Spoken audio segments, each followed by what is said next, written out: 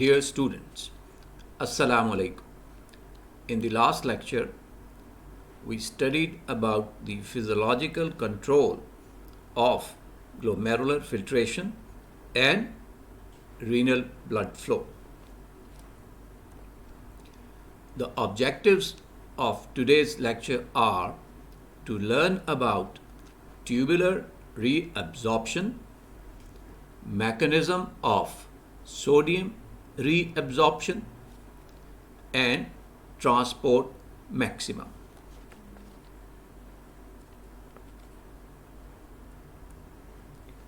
Tubular reabsorption is the second major step in the formation of urine.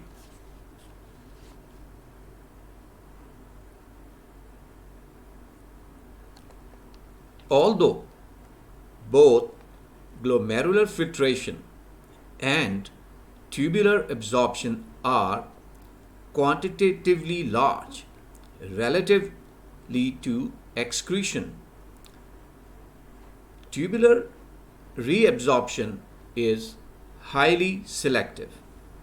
For example, glucose and amino acids are completely absorbed. Sodium, chloride, and bicarbonate ions are variably absorbed depending on the needs of the body, while waste products such as urea and creatinine are poorly absorbed.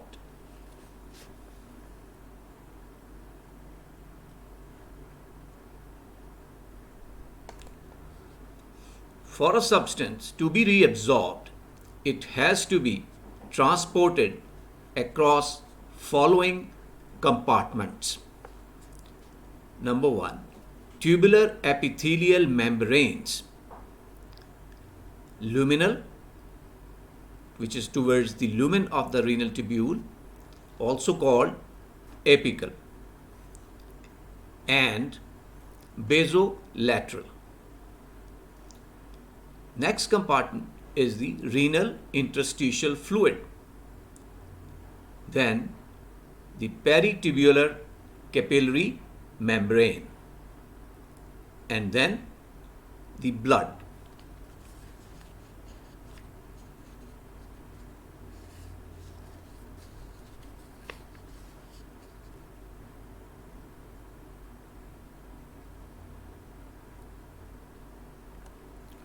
Reabsorption across the tubular epithelium into the interstitial fluid includes active or passive transport.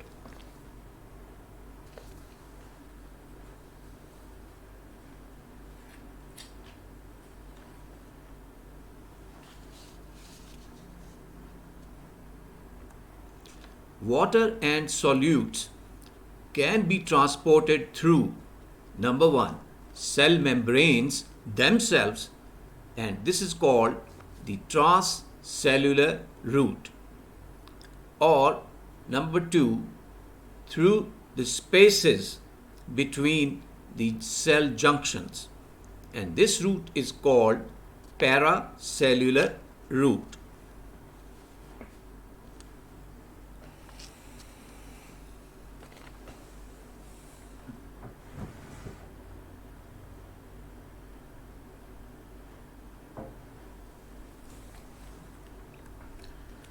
After absorption across the tubular epithelial cells into the interstitial fluid, water and solutes are transported through the peritubular capillary walls into the blood by ultrafiltration, that is the bulk flow, ultrafiltration. And this is mediated by hydrostatic and colloid osmotic forces.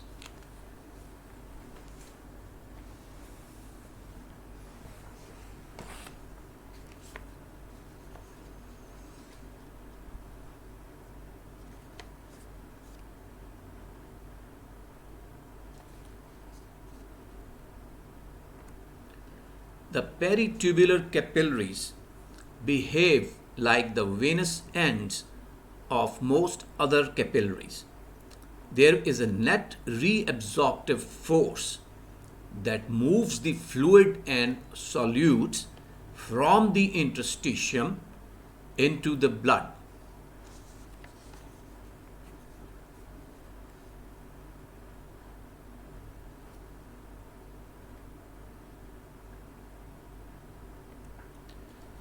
The figure shows reabsorption of filtered water and solutes from the tubular lumen across the tubular epithelial cells through the renal interstitium back into the blood of peritubular capillaries. Solutes are transported through the cells, which is the transcellular path, by passive diffusion or active transport, or between the cells, that is the paracellular pathway, by diffusion. Water is transported through the cells and between the tubular cells by osmosis. Transport of water and solutes from the interstitial fluid into the peritubular capillaries occurs by ultrafiltration, as I mentioned in the last slide.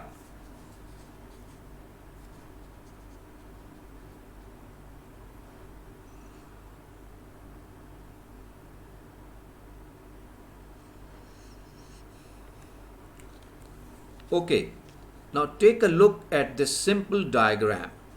The diagram shows the various functional compartments of the kidney, like lumen of renal tubule, epithelial cells lining the renal tubule, the borders of the epithelial cell, luminal and basolateral, then the interstitial fluid, and lastly the blood in the peritubular capillaries.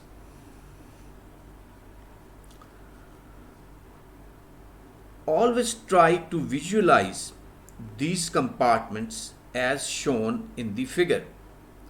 You will be surprised that this will help you to understand and memorize the different processes involved in tubular reabsorption and secretion.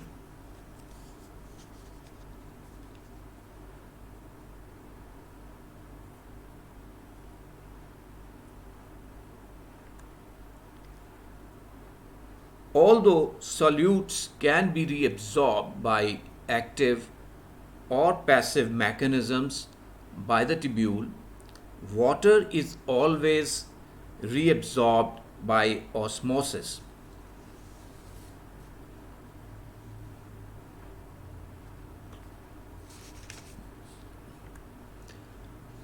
Most of the sodium is transported through the transcellular pathway, most of it, but it can also move through the paracellular route.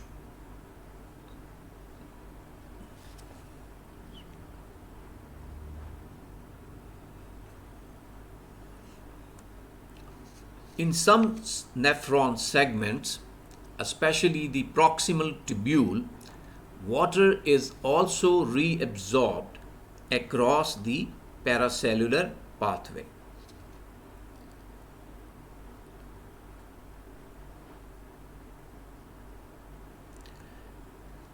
And substances dissolved in the water, especially potassium, magnesium, and chloride ions, are carried with the reabsorbed fluid between the cells.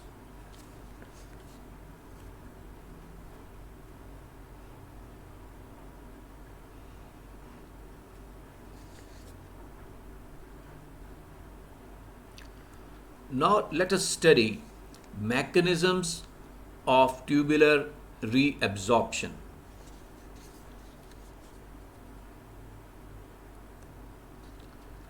The special importance of primary active transport is that it can move solutes from the renal tubule into the tubular epithelial cell against an electrochemical gradient.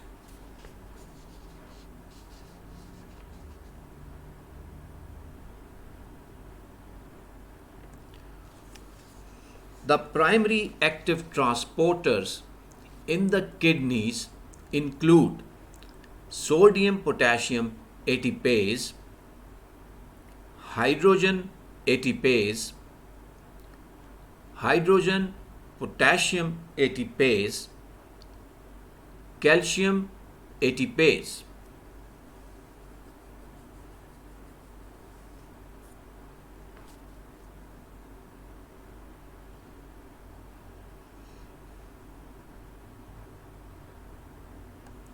A good example of a primary active transport system is the reabsorption of sodium ions across the proximal tubular epithelial cell membrane. Now, at this point, keep in mind that the mechanism underlying the reabsorption of sodium is the main basic process in reabsorption and secretion of many other substances. Therefore, this is a very important process.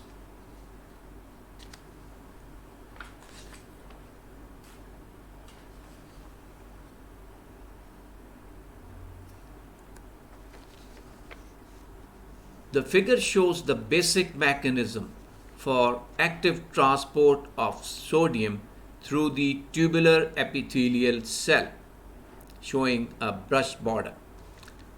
The sodium-potassium pump transports sodium from cell interior across the basolateral membrane. Remember, it is the sodium-potassium pump is located in the basolateral membrane, creating a low sodium concentration and a negative electrical potential by the movement of the positive sodium out of the cell. Now, this low intracellular sodium concentration and negative electric potential cause the sodium ions to diffuse from the renal tubular lumen into the cell, into the renal tubular epithelial cell through the luminal brush border, apical brush border.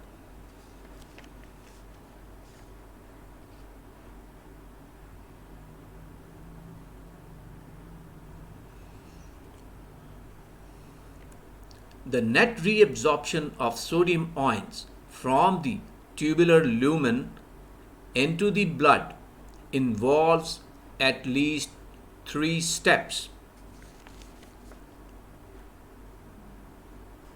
Step number 1. Sodium diffuses across the luminal or the apical membrane into the cell down an electrochemical gradient created by the sodium-potassium ATPase pump on the basolateral side of the membrane.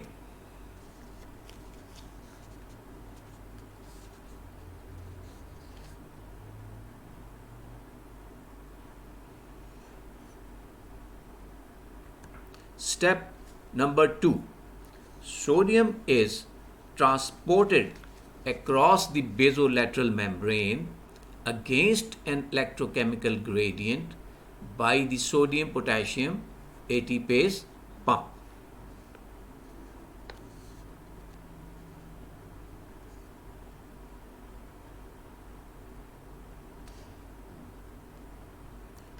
And finally, the step number 3, sodium, water, and other substances are reabsorbed from the interstitial fluid compartment into the peritubular capillaries by ultrafiltration.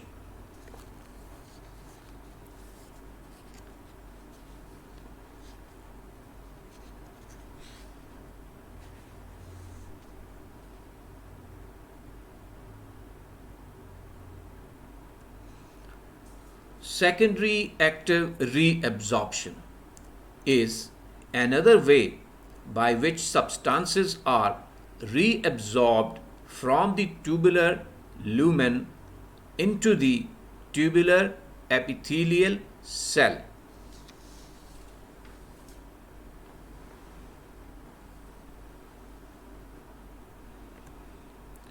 The figure shows the mechanism of secondary active transport.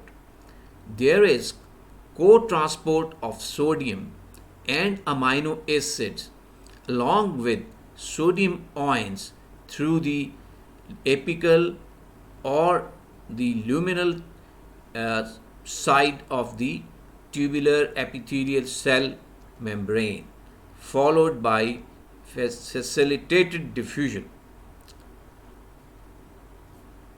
Specific carrier proteins called sodium glucose transporters perform these functions.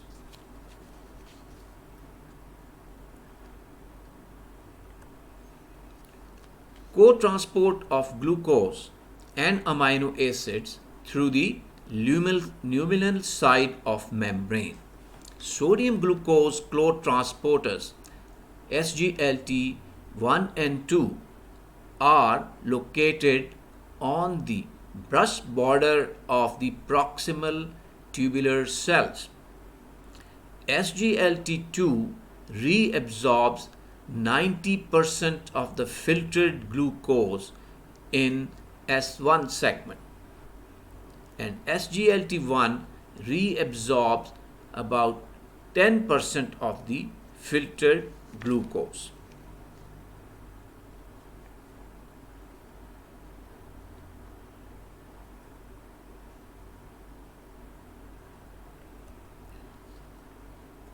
After that, there is diffusion of glucose and amino acids through the basolateral side of the epithelial cell membrane. Glucose or amino acids diffuse out of the cell into the interstitial spaces by glucose transporters, by separate glucose transporters, and they are the glucose transporter 2 in the S1 segment of the proximal tubule and GLUT1 transporter in the S3 segment of the proximal tubule. So, to summarize, glucose enters the tubular epithelial cell with the help of sodium glucose transporters, proteins, and it exits the epithelial cell by GLUT transporters.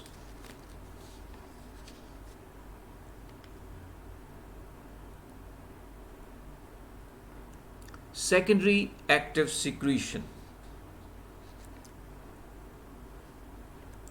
Some substances are secreted into the tubules by secondary active transport, and this involves counter transport of the substance with sodium ions.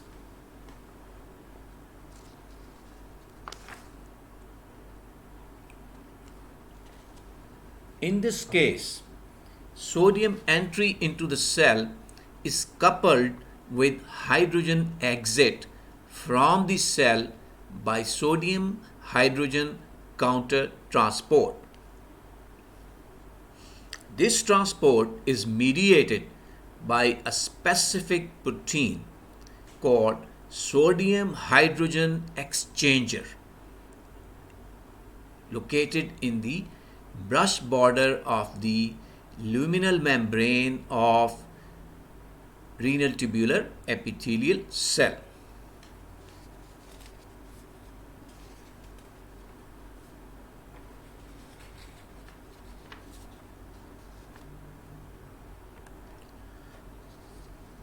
As sodium is carried to the interior of the cell, hydrogen ions are secreted outward in the opposite direction into the tubular lumen.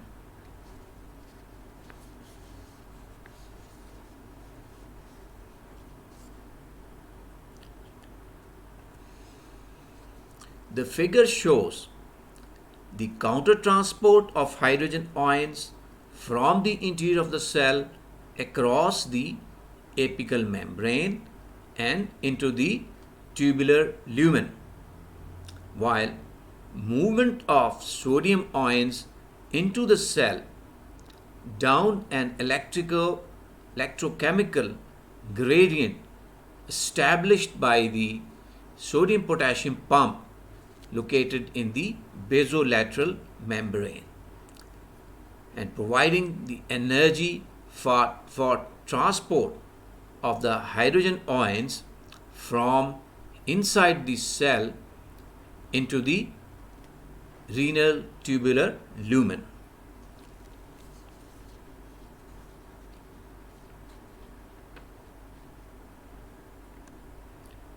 Pinocytosis of proteins. Some parts of the tubule, especially the proximal tubule, can reabsorb large molecules such as proteins by pinocytosis. The protein attaches to the brush border of the luminal membrane. This portion invaginates to the interior of the tubular epithelial cell, and then it is pinched off to form a pinocytic vesicle, as you already know by your knowledge about the pinocytosis. Now, once inside the cell, the protein is digested into its constituent amino acids, which are reabsorbed through the basolateral membrane into the interstitial fluid.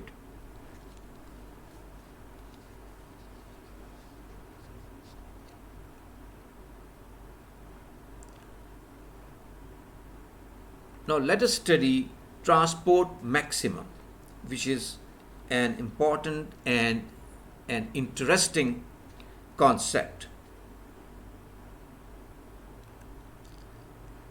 The limit to the rate at which a substance can be actively reabsorbed or secreted is called the transport maximum.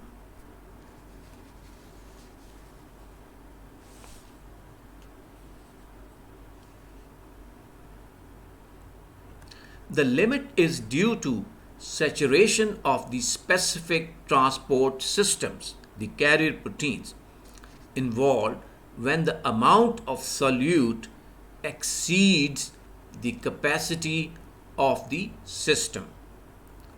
The amount of solute transported is referred to as the tubular load.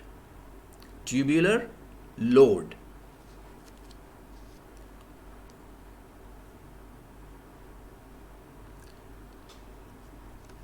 I will describe transport maximum for substances that are actively reabsorbed or actively secreted.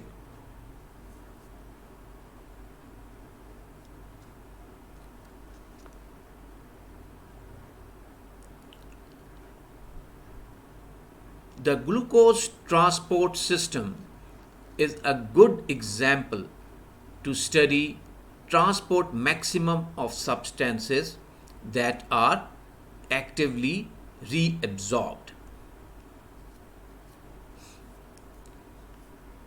When the plasma concentration of glucose rises above about 200 milligrams per 100 ml, a small amount of glucose begins to appear in the urine. This point is termed the renal threshold for glucose, and this is different from the transport maximum. The transport maximum for glucose averages about 375 milligrams per minute. However, the appearance of glucose in the urine, that is the renal threshold, occurs before the transport maximum is reached. So, what's the reason of difference between the renal threshold and the transport maximum of glucose?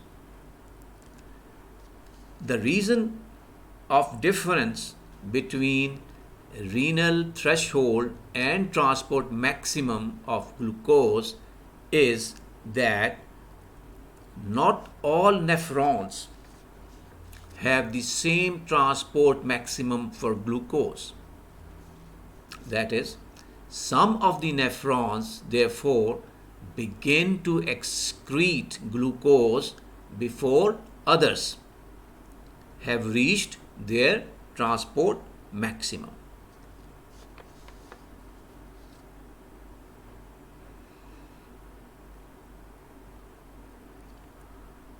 The second type of transport maximum is for substances that are actively secreted. For example, creatinine has a transport maximum of 16 milligrams per minute, and para-aminohippuric acid has a transport maximum equal to 80 milligrams per minute.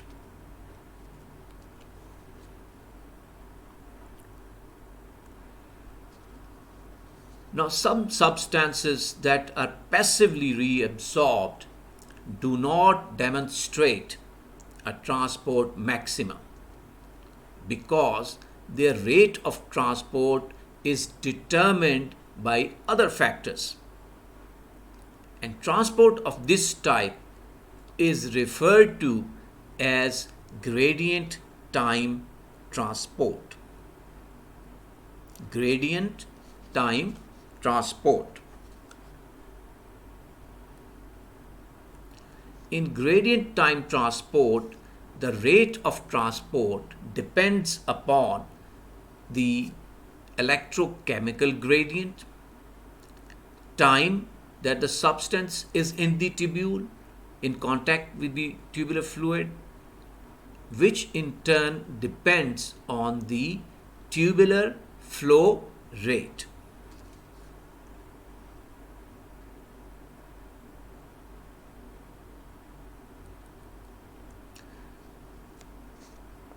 So substances that are passively transported do not exhibit a transport maximum and have characteristics of gradient time transport.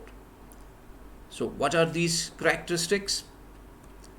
The characteristics of gradient time transport are: number one, an electrochemical gradient; number two, permeability of the membrane for the substance; and number three, contact time of the fluid with the luminal membrane. And an example of gradient time transport is the sodium reabsorption in the proximal tubule. With this, I end today's lecture.